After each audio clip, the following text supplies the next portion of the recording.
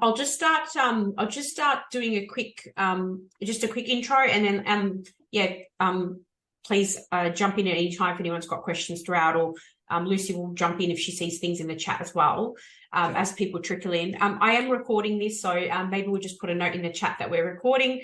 So if anyone has any issues or objections, just to let us know, and also just so that everyone's aware. We also, although we've prepared some content that we plan to share in this session today, being a meetup, it's an opportunity to really sort of have a discussion. So we really want to make it useful for you all. So we're very happy to bypass parts of the conversation to go to specific areas that you want to talk about. And we want to make it really practical for you today as well. So we are going to be talking about it from a place of practicality and a place of recent experiences and experiences over the last almost 10 years in this space specifically. So yeah, feel free, don't feel shy. And if there's anything we can't answer, we'll make a note of it. We can connect and we can try to cover that off as we go as well. So other than that, this is just a quick overview of what we're going to cover. So please let me know if you've got questions. And Lucy, my co-pilot today, will jump in throughout the conversation as well. But yeah, please keep your conversations coming and questions coming as well. So objectively, we just wanted to really, because we know there's people on the call that probably come from different backgrounds and probably have different experiences with sort of the concepts of Agile, let alone Agile and Agile governance. Just a quick call out, if anyone's willing to quickly share, even if you want to put it in the chat or just go off mute. I'm just curious, in terms of everyone on the call, what sort of level of understanding do you have around Agile and Agile governance? Anyone want to share? Is it new, completely new, or are you sort of more experienced and you're looking for some more practical insights, or is it completely a new experience? If you could share, that would be great. Does anyone want to call out? Welcome to... I'll go ahead and start. Yeah, please. So I'm a practitioner. I wouldn't say I call myself an expert, still learning about it, but I like it. A few years ago, I sort of had to break my mindset from waterfall to then adapt and adopt Agile. So yeah, I think my purpose for this attending here is, well, I've always been a supporter of what you do, Fatima, but also just to see if there's any new way of doing things, but at the same time also just I guess learning from everybody else. Amazing. Thank you, Sebastian. That's lovely. Anyone else want to share what they're hoping to get out of today, or any of their current background in terms of this space, just so we can tailor the conversation further? Feel free to pull out. I'm happy to share. Sure, go ahead. I'm working closely with Fatima as well in the governance space, and I always feel governance is not taken as in a positive stride in the industry. So looking forward to hear what Fatima has to share and learn from all of you. Thanks, Rima, and welcome, one of our active customers. I love it. Thanks for joining. Thank Great. You. Any other final thoughts? No pressure. If you do want to share, otherwise you're welcome. Hi, Fatima. Yes. Dennis here. I've Hi, Dennis. been actively following you lately. I'm loving all the posts you're putting through on LinkedIn. I'm here to learn a little bit more about the correlation between good governance and Agile, providing good constructs, as well as allowing teams to operate in an automated way, but providing definitive sort of guidelines and how we can control but still enable teams to deliver outcomes. Perfect. Love it. I love the keyword enable. Thank you for sharing. No problem. Great. Thank you. Thanks, Dennis. Anyone else before we move on? Okay, perfect. All right, we'll jump in at any time. So look, as I said, just briefly, some of you, and particularly those that have already just spoken up, probably know a bit about this already. One of the challenges that we identified, and I will say this based on doing research in this space for the last 8 years, is when Agile became a lot more prominent and a lot more well-known, and I know it's been around for over 25 years for those that don't know the history, but when it became a lot more prominent, and when I say prominent, I'm going to say it's when the big four banks really took initiative with it. I mean, talking about spending tens of millions of dollars. And that was probably about sort of 60 years ago or so. And I remember at the time I was working in one of the banks, and they decided to go on their new ways of working challenge. And the new ways of working for them what that meant, and I don't know if this is similar in the companies you guys have all worked at, but it was about, let's just eliminate all the PMOs. We don't need them. We don't need governance. Agile and governance do not relate to each other. Everyone's going to self-governance. And then what do you think happened?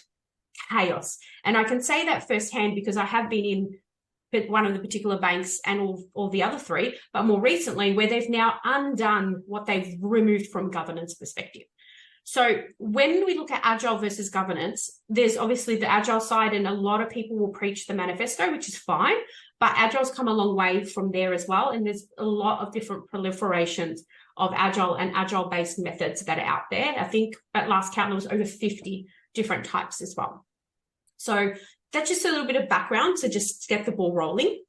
When we talk about Agile and what it actually really is, I kind of break it up into 3 core components. So there's the behavior side, which is the part that a lot of companies are investing lots and lots of money to try to change. There's the mindset part, which every second post on LinkedIn is about us changing our mindset and improving our mindset and getting people to have what I call new ways of thinking. And then there's the Agile-based methods. And again, these 3 things together is what really makes up sort of what I feel now is the Agile sort of environment, or the Agile environment is at least a lot of companies that are doing it better. So these 3 things are the most common. Are they familiar? Do you resonate with these 3? Is everyone sort of like, yeah, I can agree that Agile umbrella covers those 3?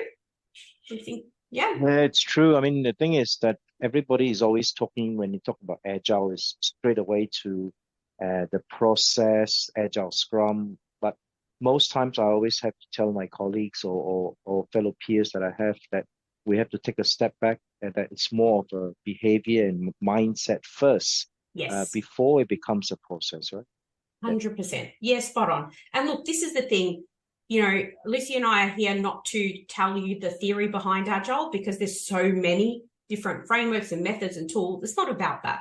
What we want to talk to you about is practically what are we seeing, what are we doing, and what are we experiencing firsthand in a range of different industries. And I think that is far more valuable because, as we know, every company and every industry is different. So let's have that in our minds as we move forward as well. I think that's really important, actually, for Tima as well. I can imagine that every single person on this call has got their own experience of Agile, and it'll be based on kind of who they are as a person and how they work, and also driven by the organisation that they're in and the way that they've kind of adopted Agile and all its many principles. I guess the bit that, and I think that's quite important because everybody will have their own kind of definition. So I guess just to add to that for me, the bit about Agile that always kind of, when I think about what it is, and like if I was trying to explain it to my kids in terms of like a delivery methodology, I'd be thinking that the bit that's different for me as a project manager is that it really kind of focuses on that empowerment and collaboration. And I think that really, like behavior, mindset, methods, for me, it's all around kind of empowering delivery, but collaborating and making sure that there's still the same kind of organizational transparency, but ultimately empowerment and collaboration is kind of what it means to me personally. And I reckon it's good to just think about that individually as well. 100%. I mean, you're seeing that in Agile teams that are all about collaboration. They're changing their ways of working. And a lot of, and I'm going to say PMO is the general term for governance, although we know that could be called so many different things. But that itself is not evolving or adapting. We're seeing firsthand rigid, not proactive functions that are trying to survive, that are trying to push the traditional ways of doing governance into that Agile environment, but not taking the time to actually invest in understanding what it is exactly that those environments that are delivering are actually doing. And I think that's a big problem. So we're definitely going to cover that. Thanks for adding that, Luce. One of the things that I get told a lot is we don't need governance. And, you know, there's a lot of conversations and presentations I do where a lot of the time my simple question to them is, well, if you think about the layers of governance within an organization, regardless of the industry. External governance is the first layer, and in external governance, that's your regulations, the laws that we have to abide by, those sorts of examples. Then you've got your enterprise governance. So these are the sort of legal requirements we have within an organization. There is HR rules that we must follow. There is, audit requirements that we need to adhere to. Then you've got your portfolio governance, which can include portfolio program governance, and that can also be at the department divisional level. So then governance at that layer is how a particular division or function or department within a company runs and what governance requirements apply to them, whether it's an IT function or whether it's a customer division, whether it's a customer service, frontline, sales, it doesn't matter. I think we can all agree that they have their own types of governance. The last layer, the fourth layer of governance, is the project layer. So we talk about project because it could be one project, it could be multiple, it could be a program, it doesn't really matter. But within a particular project where a lot of PMOs play, they then outline and determine governance and what that governance requirement is for a specific project. But the four layers with us as our individuals, as what I call self-governance in the middle, has to align. And unfortunately, it doesn't. And when we go agile, people make the assumption and practically eliminate governance by assuming that it's not required. And we can tell you many, many stories firsthand of how that's caused a significant amount of problems in companies. I've yet to see one company, at least in 8 years of running AMO, that has removed the governance layer and that they're operating in a level that has not had a series of problems. And we'll go through some case studies as well very shortly. Interesting fact, interviewed some CIOs as part of this CIO Executive Council a little while ago, and I asked them, I think it was a few years ago actually, when Agile started becoming really more prominent. And the question to them was, what were they doing about their PMOs now that they decided to go down Agile? And majority of them actually were downsizing, dissolving, or eliminating them altogether. And some of those exact CIOs that I spoke to about 5 years ago, and in some of our research, are some of the same CIOs now that work in some of the companies we're still connected to that are sort of reverting back at that. Because there was a big problem that happened as a result. Is anyone else working somewhere where they've had that sort of company or executive mentality where they've said, oh, we're removing, or maybe a past experience where they've removed governance or removed PMOs, similar to one of the banks I worked with, and then that's caused problems? Has anyone got a story or an example they've experienced? So I've definitely experienced that in my career, and I think the piece that's really interesting for me is I'm kind of fine with if there's no value in a PMO and you're going to remove that, then of course that's a business decision and a very valid business decision. I think that my experience was in an organisation that I worked for, that the PMO was removed, but the function wasn't removed. So there was still the same requirement for oversight and transparency, but actually that was just squeezed into the kind of more traditional roles that exist within Agile delivery. So as a result of that, it was kind of like a repositioning of the function, but almost like a lack of clarity around that. So that caused quite a bit of, I don't know, like loss of visibility and loss of kind of metrics and momentum over time until that stabilized. So yeah, that was my experience. So that definitely happened. The roles went, but the actual requirement of the function did not go. And then there was kind of like a bit of a flurry to think about where that would sit, and then how you still get that same layering and that same information that's kind of like always required through various levels and within different functions. That's a good example. Anyone else have another example they wanted to share or call out?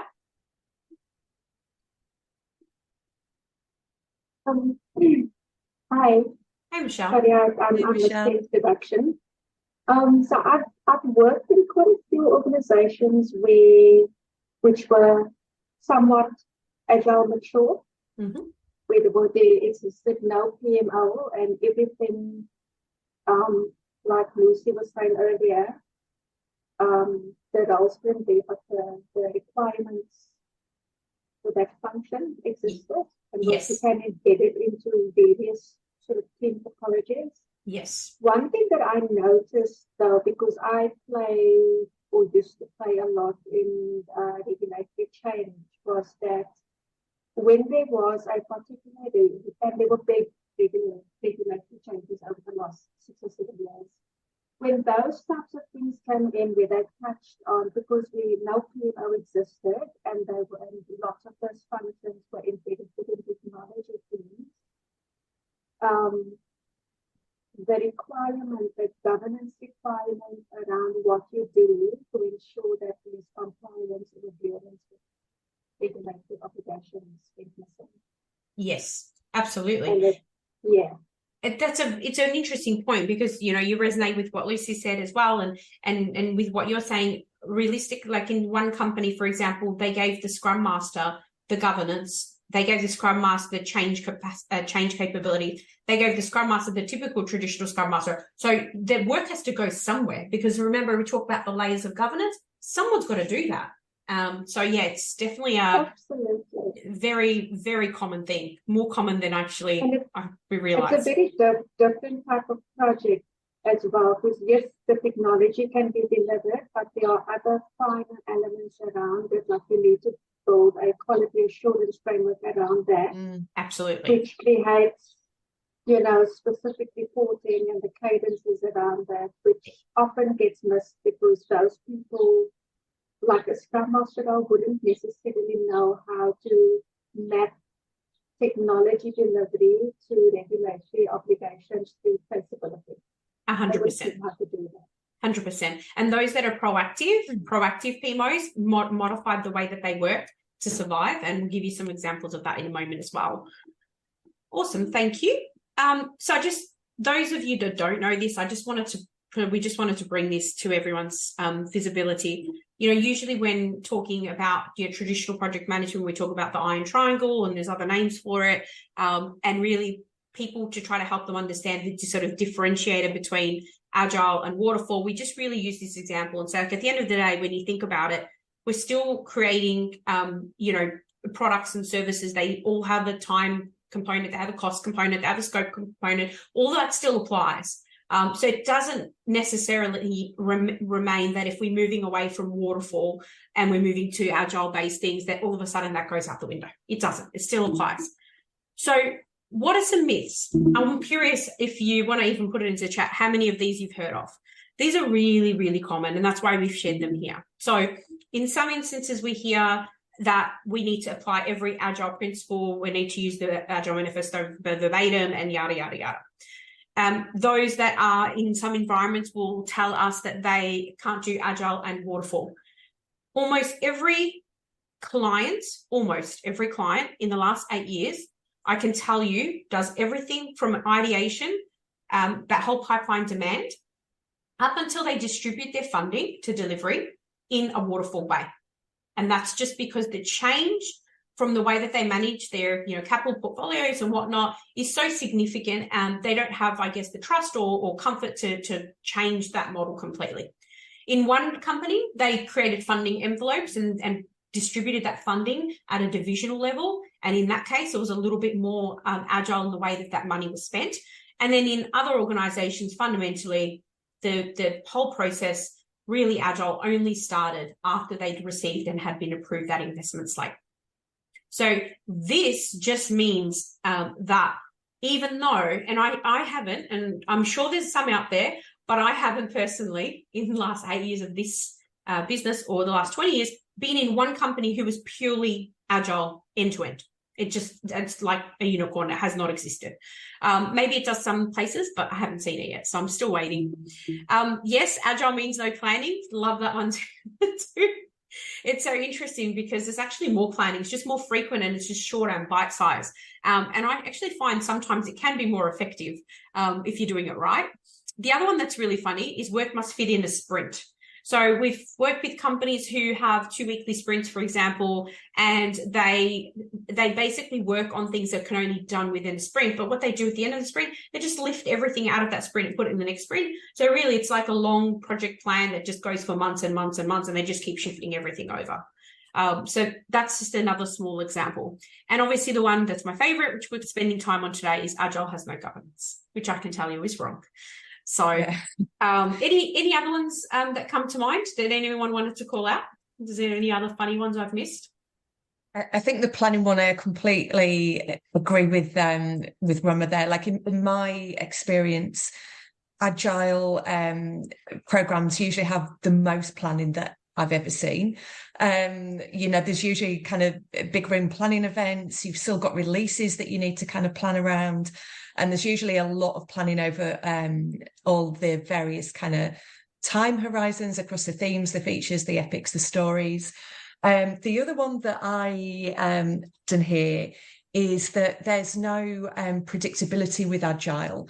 And I think I've worked with some really, really high performing teams where actually I've been so impressed with when teams really kind of like connect and get into this, with how accurate they can actually be estimating what they can achieve within a particular sprint cycle, and how that improves and actually gets really, really good and completely predictable over time.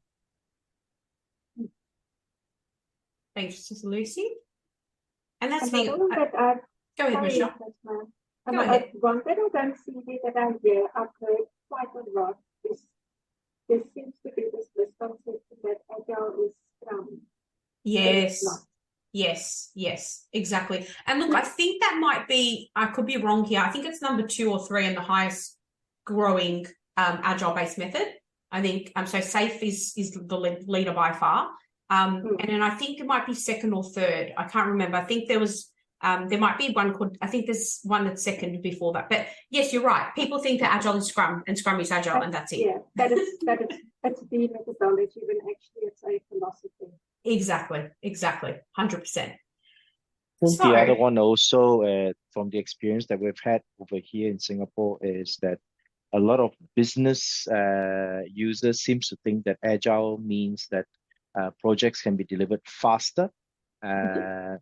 So then that means I can make money faster. So 100%.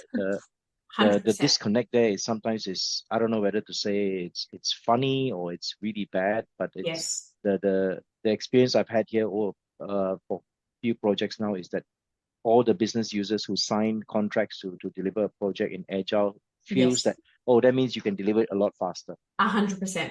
And that's exactly the same lines that is used, and we can tell you firsthand, we with some of the work we've done with some of the clients, we usually get hold of the business case that is being put forward as part of the Agile ways of working transformation. These are usually the 200, 300-page, big tier consulting firm business cases that outline all the bells and whistles about how amazing everything is and just sells, executives on the story. And almost every single one I've seen or experienced in the last 8 years has been, by doing X, Y, and Z, this is how we're going to cut resources and cut costs. This goes back to the points made earlier about let's eliminate resources, remove middle management layers, and then basically the work's got to go somewhere. And so that's an exact direct example of that on a larger scale. So that is very interesting, but it is very, very common. So when we think about good governance, I want to get into that part within this second half in a bit more detail, but there's lots and lots of challenges. So some of the common challenges that we're seeing, I'm going to go into in a moment, but there is so many problems that are arising because good governance is not being applied. Good governance is about being proactive. It's about being collaborative. It's about being thoughtful about the context of the environment you're in, the maturity of the environment you're in. Some instances we find that there are PMO or people in the governance realm coming into organizations that want to lift and shift cookie cutter what they did in the previous company. Doesn't work. And sometimes our egos, myself included, when I'm running PMOs, might think that we know the best way, but we need to listen to those that have to effectively be recipients of this governance. And this is how we need to bring delivery on board that journey. there's no point in developing governance without integrating and aligning with those teams. Otherwise, they won't follow it, and we'll have problems that we'll face, like some of these examples. So these are the sort of four most common challenges that are practically being applicable in companies, in almost every company, again, that we are been going in and helping. So accountability. When you are removing governance and you're basically leaving gaps left, right, and center, there is actually no place to hide. And you can kind of see the significant challenges that are left as a result of that. For example, some of the governance challenges that are opening up, within one very large bank, when they went through their process and eliminated a lot of their governance and decided to go down a particular path with the ways that they introduced Agile, they realized after the fact, after they had restructured their entire business model, that the ownership around assets within the bank was not considered in the design at all. And knowing that you've got all of these different tribes that were set up within the organization, each working on different parts of products and services, nobody had full line of sight and accountability over assets. So it caused a really big problem. Now, I'm not saying that's a PMO solution, but when talking to that customer, it was about what can we do to integrate the governance and oversight needed over that particular situation, but integrate that with those that were doing delivery as well. So there's significant examples. That's a really large one. And then when we think about more simpler examples, just for example, rolling up operational risks. Delivery teams are really good at managing risks within their streams and their squads and within their teams overall. But then there's a disconnect between rolling up those risks. So we had one client who was in the utilities sector who didn't have clear line of sight because they had eliminated good governance. And then they ended up having an issue that resulted in, it was a $2,000 risk associated with a $2,000 cost, and not being aware of that actually resulted in a fine of $2 million to do with water and whatnot. So like a small thing like that are things that if by eliminating governance, we would be able to pick up if we had good governance in place. The flavors of Agile, someone mentioned before around Scrum. I think, Michelle, you said that. There's so many pockets of different types of Agile-based methods that are being used. And when they're not cohesive, it's very, very difficult to try to align terminology, methodology, the ways of thinking, the structures, the frameworks, all of that. So we need to understand what's going on in our environment in order for us to actually be able to support it. The grey area between projects and operations, a really big disconnect. Unless you're running an enterprise-wide value stream model where everything is integrated, ops and business, there is significant gaps that have been identified, for example, in HR departments or in finance departments, where they are now struggling more than ever before to get what they need from delivery because of the governance. If you think about, I don't know if you guys can all agree with this statement, but if we think about it, before this sort of influx of Agile, project management itself is something that, unless you're in it, departments outside of project delivery really don't understand projects as well as we want them to. Otherwise, we wouldn't have change management functions. So finance, HR, risk, all of those, some of them understand it, but for the most part, they're there to do their operational work, and that's what they're focused on. Now you're telling them, let's add this thing called Agile on top of project management, which we haven't explained and got you across already. And the Agile environment and community, including, a lot of us, are also confused a little bit about that. So you're adding these layers to operational teams, and this is why there's a grey area between the two of them now. And it's a really, really important and a really good part of a PMO's role or a governance role to actually bring that together.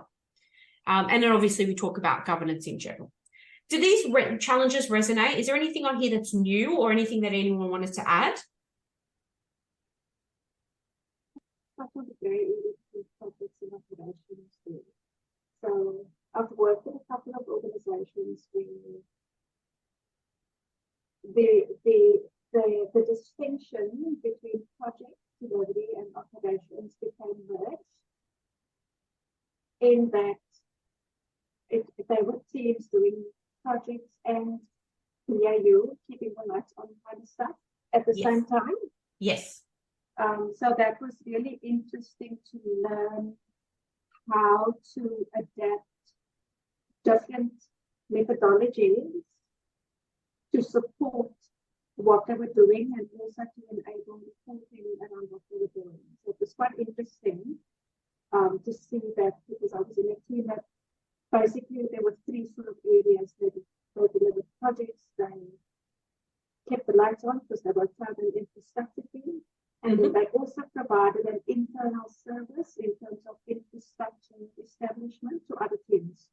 Yes. So all three types of backlogs in the same sort of product backlog. Yep. And then managing how that sort of cycle through and work across sprint periods and all that. What was really also interesting about this organization that I worked at was how they engaged with operational business functions like finance, like vendor management. Yes.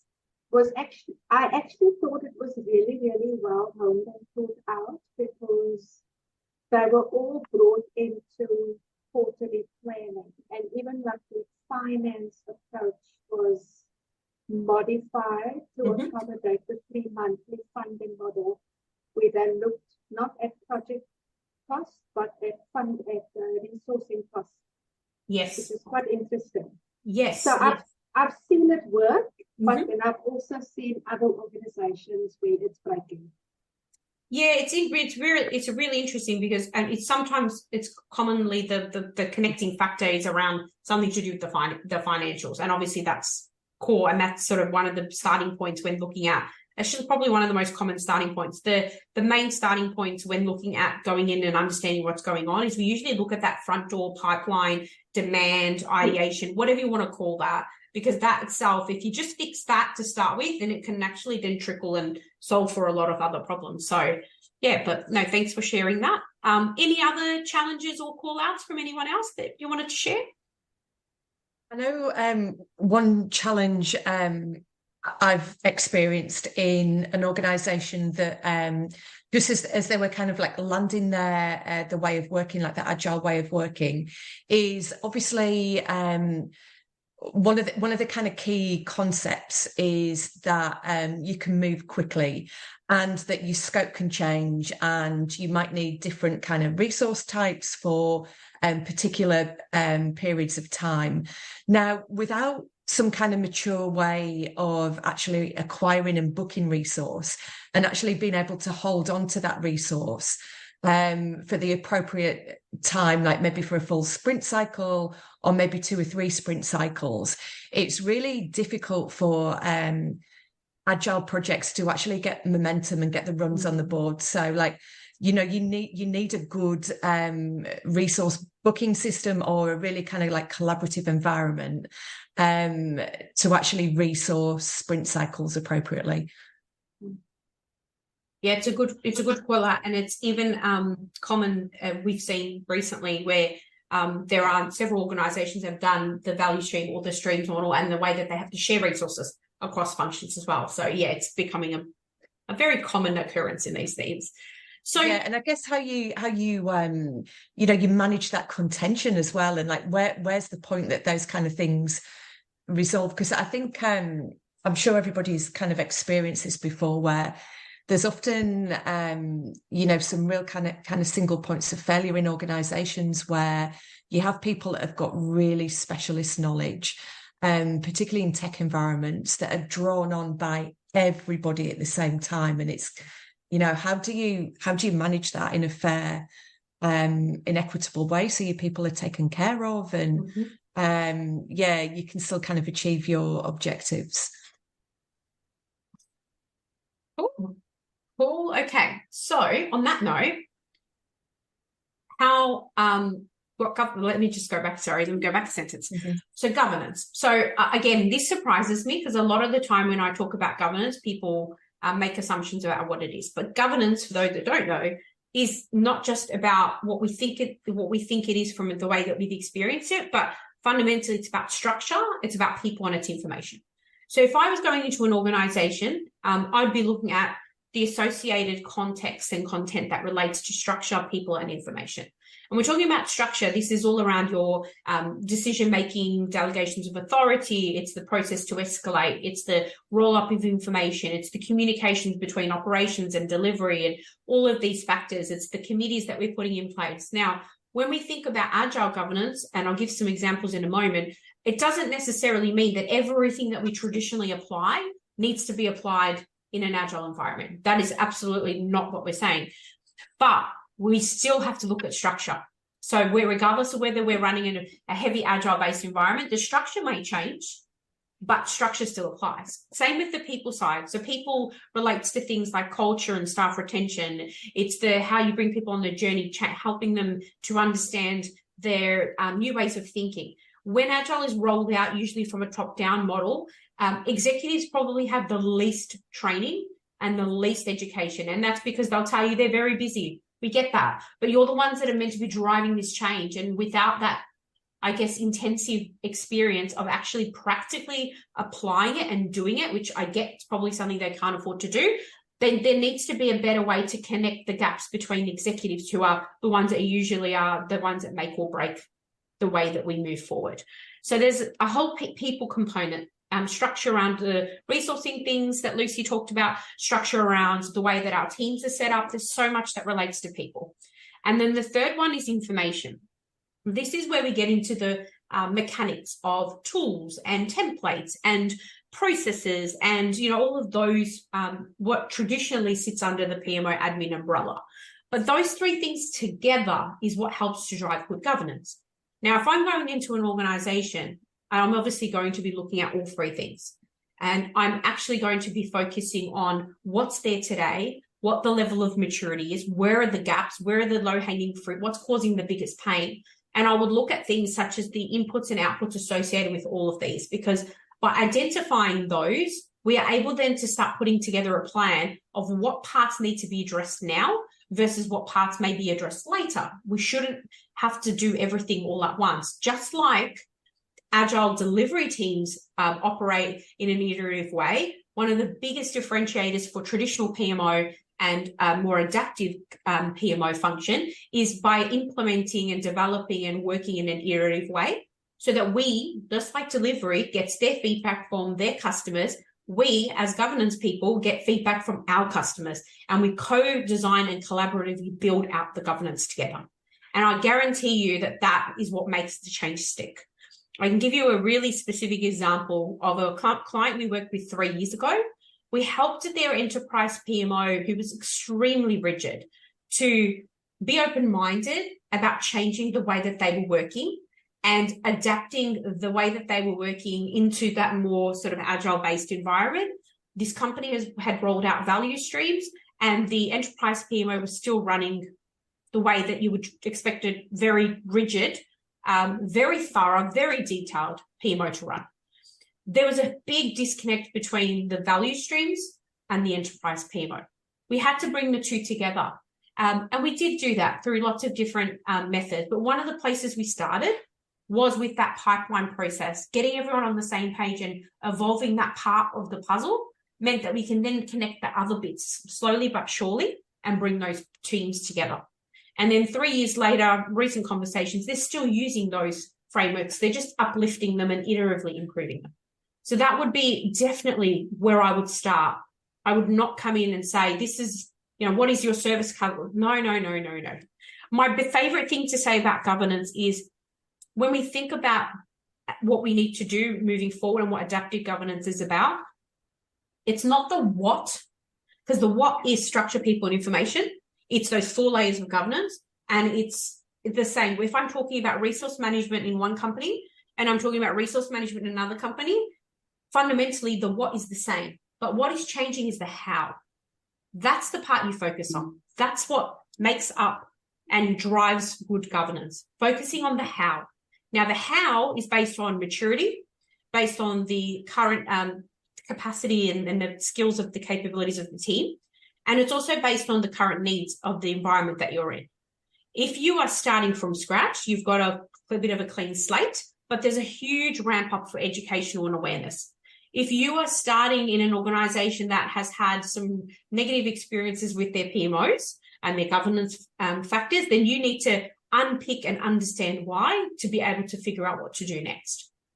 This example of some of the things from a good governance perspective, if you bring your attention to the purple circles in the middle, these are the things that pretty much all of us have some connection to if we're working in a governance environment in a traditional way. So, you know, I can talk to every PMO that, you know, probably in the last few months, and everyone will say, yeah, we do something to do with process. Yes, we do something to do with resource. Yes, we do finance support, etc. But then you add the orange one. So the orange is like level 2.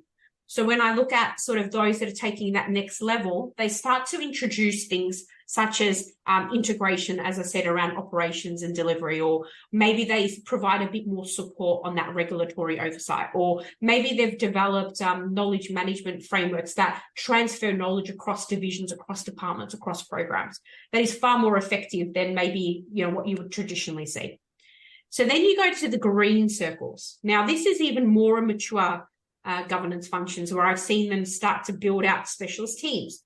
So some functions, for example, some PMOs own the Scrum Masters, for example. So they might develop specialist Scrum Master team, or specialist change management team, or a specialist whatever type of team. Some of these PMOs that are taking that next level, because they're trying to integrate that new way of thinking, they might start to bring in sort of initiatives and activities that relate to culture, which, you know, we know culture is a big part of human resources, but why can't we be proactive in, again, going back to governance and people, making sure we integrate that as well? And then just sort of a more broader, the yellow ones. So the yellow ones seem really simple, but tool management, it is so complicated understanding how to use these new agile-based tools. In every company you go, there is a big learning curve. We probably know the most common tools out there. There's a huge learning curve for that. And so tool management is something we can proactively do and help to onboard people and induct people into these ways of working with these tools so that they can be able to communicate and collaborate with us more effectively. Removing blockers. You know, a lot of PMO teams are not involved in delivery. So they can't empathize and sympathize with what's happening in delivery, but maybe with those specialist teams, they are actually able to integrate better with delivery and actually support the removal of blockers, as opposed to just leaving it for delivery to do. These are just small examples of some of the experiences or practical things we've been seeing organizations do. Is there anything on here that is surprising for anyone or missing? Sorry, just jumping in there again. One area that I'm beginning to find, especially having worked in agile teams for the last few years, is where needed to have a good decision management process. Yes. So that, because what I've discovered is there are different types of decisions, and integrating that into accountabilities and responsibilities. Yep. You need to collaborate and agree on which types of decisions are made by whom and when to escalate, because there may be a cost factor, or it could, whatever the decision outcome could potentially impede somewhere else in the organization or present a risk. So it's something that I've been started doing in agile teams, is maintaining a decision register, even where I can configuring it into the product backlog system, whatever system you're using, because you can put decisions in that way, and agreeing with the team on what types of decisions will potentially come up, also with a view that new ones that you need to categorize in some way will come up along the way. So one type of decision would be like a product function design decision. That does need to be recorded, because as I found, decisions got made in the past on a product feature or capability, and then further down the track, it unraveled. and there was no record as to why that decision needed to be made, what the decision was, what the information inputs were into that sort of thing. Absolutely. So that's a good example of just like, there's the comment of just in time, just in case. Traditional PMOs will just capture data and collate data and bring data together and ask for 15,000 reports just in case they need it. But they don't question it or challenge it. Whereas with an agile environment, it's about what information we need. There's a bare minimum that we can't get around because of the layers of governance that we have to adhere to. I understand that. But what do we need? What sort of information do we need just in time? Right? Because yes, technology constraints as well, because it's the difference between deciding on an interim versus a long-term solution. Absolutely. And what you just outlined relates, you said decision, accountability, roles. We go back to the previous slide, that's structure, people, and information related. So they're all intertwined. And one thing I would, one recommendation I'd make is if you're in a governance environment and you don't have a visible backlog, I'm talking about even a wall in the office with all the things the PMO is working on, I would do that, because doing that in some previous client engagements, just visibly showing it's not a mystery what PMO is or isn't doing. And then you can prioritize with your customers the same way delivery does. And they are some of the agile principles that make such a difference in any environment as well. Okay, I'm going to move into some case study examples. Please do call out if you've got questions, because we are in the last sort of 10-15 minutes of today. And if there's anything we haven't covered that you'd like us to cover in future sessions, please put it into the chat. We'll make sure we come back to that. But I just wanted to give some examples. So just to make it really practical, we've got a utilities example, a banking example, and an FMCG example. And what you'll see in these examples here is you'll notice that there is obviously a governance function, and each of these examples has a different type of governance function. They have a different size of business. They have a different maturity. They have a different landscape. So, for example, in the first function, you'll see that this particular area is not related to or called a PMO, but it's still a governance function. And within here, this particular area, there is a number of capabilities that are covered, but it's very different to, if you look in the middle example, banking, probably more heavily regulated. They've actually got a lot more capabilities that they cover. Now, the main difference between the first example is more of a divisional departmental level, whereas in the banking example I've called out here, it's a program function. Whereas in the FMCG example, we're talking about an enterprise level. So just to give you an idea of the way that governance in an agile way has been applied across these different industries and companies, as an example, in the first example, this particular governance function doesn't get involved in delivery work. They're actually not managing delivery. They're not prioritizing the delivery. They've set up governance in a way that actually enables them to understand the information they need when they need to provide input or support or make decisions or escalate things up to executives. But they're not telling delivery how to deliver. They're not doing that. Delivery is, well equipped to deliver themselves. But what they have done is they've made sure to align and integrate key capabilities and governance elements across the teams. So, for example, one of the ones that sticks out here is understanding the way that the life cycle is going to work in their environment is important for both governance teams and also delivery teams. So that's something that they've done that's quite unique. But what I like here is the governance is very lean. They're not trying to take over the world. Then in the banking example, it's probably the extreme other end. So this $30, $40 million program was failing and had failed the first 2 times. On this third time, they realized they actually needed, despite the whole delivery team delivering in an agile way with the tools, with the processes, with the methods, Scrum was included, they're using Jira, all of those things. They actually just needed so much governance and oversight because they were disconnected to operational teams. So, for example, operational teams were writing business requirements in 50-page Word documents. And then they were passing that to delivery teams who then were trying to work out how they translate that into their Jira boards. And there was just a disconnect in how it was set up to begin with. This particular example for this environment, we had to introduce the nth degree of governance because it was such a problematic program that was geared up to fail again. that the teams wanted help with scheduling. They wanted help with reporting. They actually wanted all this stuff. So unlike where sometimes delivery teams get frustrated and don't need all these things, this particular example, they wanted it. They were actually desperate, absolutely desperate for the help. And so there was a lot of that happened, and it actually meant that this PMO function had to drive decision-making and approvals and was very heavily involved in delivery. And that's a heavy agile environment that has spent well and truly over $100 million on making their bank agile-based environment. Then you go to the FMCG example. This was a smaller business, or a mid-sized business rather. And in this particular function, they were not necessarily doing delivery, but it sat at an enterprise level and didn't get involved in delivery. But they defined the process of how delivery would be done. So unlike utilities example, where they didn't dictate everything that delivery was doing and when, in the FMCG example, they actually did do that in a lot more detail than what you would expect.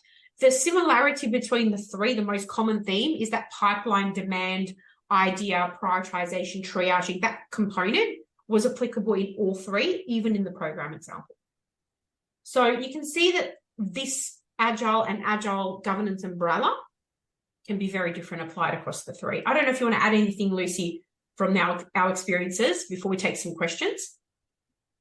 Well, I guess the thing that really jumps out at that is just the sheer scope of the PMO function, which is, I mean, I'm sure it's not going to come as a surprise to anybody on this call, but I guess the thing that really jumps out at me is, as PMO practitioners, what kind of we've got so much freedom in how we scope the PMO function, and just to kind of look at the sizing and the emphasis of this, it shows that it's really worth considering the value that you want to drive from your function, and then really reflecting that in your design. Because just look, I've been in that banking space in the middle, and I have experienced the PMO function becoming huge in terms of its remit. And then, you know, you go through those natural cycles of really kind of evaluating the value and then driving it back down. But I just think that this is a really good illustration of really focusing on where the value is and then staying true to that in the long term. Absolutely. And make sure it's visible. You know, there's no point in doing something if no one can see Absolutely. it. They don't understand that. Absolutely. Is there any questions in the group? Anyone wanted to ask a question or something we haven't covered just yet? I know we've only got an hour together, so it's shorter than, you know, we could talk about this all day, but is there anything we haven't covered that you wanted to ask?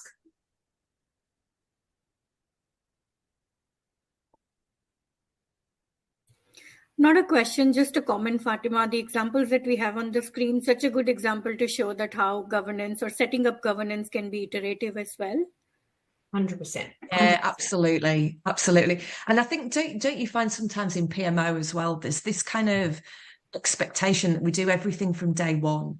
Yes. Yeah. That's kind of built up historically. And like 100%. You say, just some really simple kind of visuals around, you know, I know a lot of us are working at home at the moment, but the board is like, it's really powerful. And, you know, you look at some of the amazing things that delivery teams do, and you think, yeah, how can we harness this to kind of drive our continuous improvement as well? It impresses delivery, that's for sure. Yeah, that's a really good example. If they're, you know, if we find that they're using a Jira board for their delivery and they've got their backlogs in there, why can't we have a Jira board with a backlog? I mean, we have to take the time to understand the use of the tool, but if that's what they're used to and majority of delivery, you know, like I always say, if there's no delivery, there's no need for governance, right? Yeah. So we have to support them. Otherwise, there's no need for our role. It doesn't matter what we're doing. And the big thing that we talk about as well is you'll see that last sentence there around the value chain. A lot of the time, traditional governance is fixated usually on, if you're at an enterprise level, it's at the strategy layer of a company. If you think of a triangle, talk about this all the time, strategy, delivery, and operations. If you think of a triangle. Strategy, to me, is the enterprise level where strategic decision-making is done, and C-level and all of the investment slate and all of that stuff.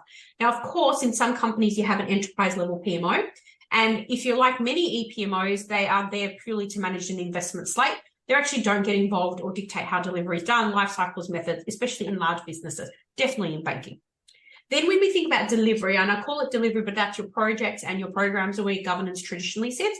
This is where you might see that previous example of a program PMO function. And in that delivery space, usually you have PMOs that are sitting there. Sometimes, if you're lucky, the enterprise PMO and the delivery PMO, or those two are actually aligned, or they're the same function, such as my FMCG example, where they're basically connected. But the missing link, I promise you, that will get you the change is linking operations. Now, operations is just the terminology we're using for BAU, finance, HR, risk, etc. When we've driven cultural uplift, significant cultural uplift in companies like Coles and CBA and ANZ and all these different companies, it's because we integrated the three. So you bring the three together proactively and forget the traditional lens of what governance is supposed to be. That is how you bring those people together in the relevant way, incrementally, so that you've got a connective, just like that triangle's connected, you've got a connective governance lens across the value chain. And that is exactly what we basically spend almost every day doing. Nothing is set up and focused just on one of those areas.